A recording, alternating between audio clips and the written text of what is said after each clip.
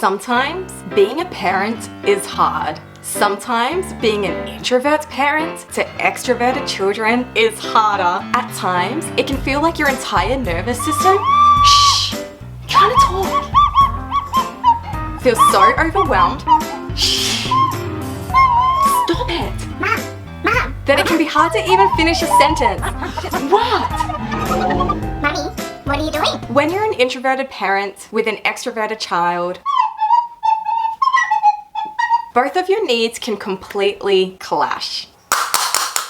What do I mean by this? Well, as an introvert, you know that you need alone time to recharge your batteries. You're extra sensitive to noises and chaos, and it's so important for you that you get to spend time in your rich inner world, daydreaming and doing the things that you love in peace and quiet. Sounds impossible, right? Especially when the loud kids are at home.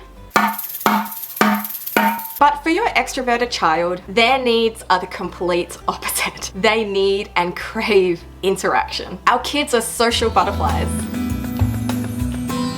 If that's what helps recharge their batteries, if they have as much alone time as what we need, then they're going to feel pretty depleted and not their best selves. So what do we do about this, hey? Our kids need us. With that, often our needs get pushed aside for them. Gosh darn it, we love them, don't we? We'll do anything for them, but that's what makes us great parents. As an introverted parent, you have bucket loads of empathy for your children. Your listening skills are off the charts. When it comes to conflict, you're able to see a higher perspective and see all sides to the story to make sure that your kids feel heard and respected. Your insights and ability to be introspective gives you a unique approach to reflect on your child's inner world. So give yourself a pat on the back, okay? Are you doing it? Good. You deserve it. You're doing the best that you can.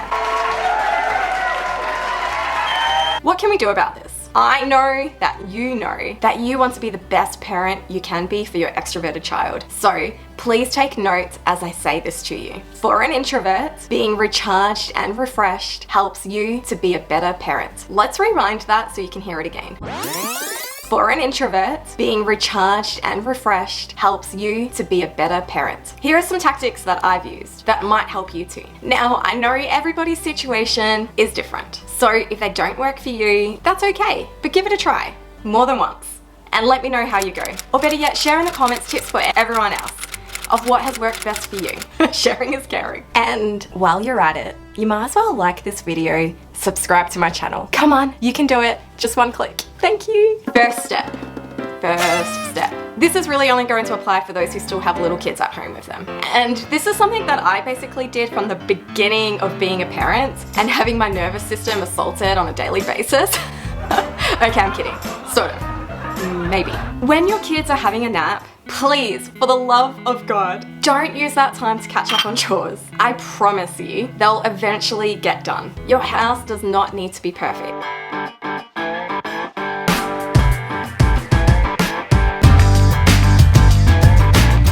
Please use that nap time to just sit in the quiet. Have your own goddamn nap. Read a book, do some drawing, just whatever you do. Maximize on this quiet time. And if your kid won't sleep without you, better yet, turn your phone off and lie down with them. I promise you, I don't look back on this time with any regrets thinking, I should have folded the laundry. No, it helped me to survive. It helped calm my nervous system down. It gave me much needed rest when I was the unlucky with the sleepless babies. And I'm actually serious about this. Not once in the 7 years of being home with my kids, not once did I use nap time to do chores or anything. I literally would lie there or sit there. Everything turned out okay. It'll be fine. The house will be fine. Okay, second step. That's full. Second step. Maximize when your child is having some quiet time. Even if that means 30 minutes of letting them watch TV. Let them know that you're heading to your room and you're having some me time. I think 30 minutes of TV will be fine, because if that means you're going to rest and recharge to be a better parent, then overall the benefits are positive. They're going to be okay. Third step. Model behavior of quiet activities. Our children look up to us. They look to us for how to be in the world. Now, I mean, I'm not an extrovert, so I can't be sure, but as a human, come on, even extroverted humans need to learn to embrace the quiet. Sit down with them, do some reading, drawing together, clay work, whatever it is. Put some nice relaxing music on. As my kids have gotten older, this has worked a charm. They love it. They get their mum time, they feel seen and nourished. Plus this extra, almost quietness can help calm down your nervous system as well as their own. Let it be a habit, something that you all look forward to. In my family, we try to do this most nights. We read our books and then we dim the lights, we put some nice music on and we do a drawing together. 4th step, communication is key. You're going to hear me talk about this in every relationship because it's true. Communication is key. I don't think our kids are ever too young to learn about healthy communication. As introverts, we often complain that this world is set up for extroverts and that they just don't get us. Well, let's teach the next generation of extroverts. Maybe one day their introverted partner will thank you for it. Thank you. Explain to your kids your need for alone time. Let them know why. Educate them. That it's not about them, that it's about you and your brain and how you're wired. Let them know it so you can be healthy and functioning and the best parent for them. Explain to them what happens if you don't. I always tell my kids that angry mum comes out when I don't get alone time. And trust me, no one likes angry mum. And if they do interrupt you when you're trying to have me time, because, well, honestly, they will, gently remind them. Keep on communicating, have empathy for them, but teach them. It's probably going to take a long time for them to get it, but eventually they will, and it will be worth it. 5th step. Of course, you can have your me time when the kids are in bed, whether that's in the mornings. For me, that's never going to happen.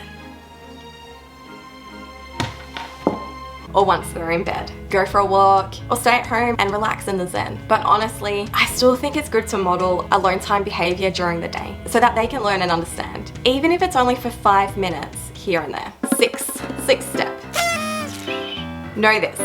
It's important for children to learn independent playtime. I learned this from a parenting expert, Janet Lansbury. You should go check her out or listen to her podcast. I started listening to her when my oldest was a baby, and my God, it was a godsend. She teaches that even when they're a baby, it's important to let them have moments of independent play. I won't go into it too much here on this video, but if you want to know more, please let me know in the comments, or just go check her out. Janet Lansbury. 7th step. I guess these aren't really steps, are they? Schedule in alone time away from the home. This is just as important. I personally like to go to the beach or have a lunch date with myself at a nice cafe. Of course, now that both my kids are at school, I have limitless alone time during the day. And oh my goodness, I miss them so much.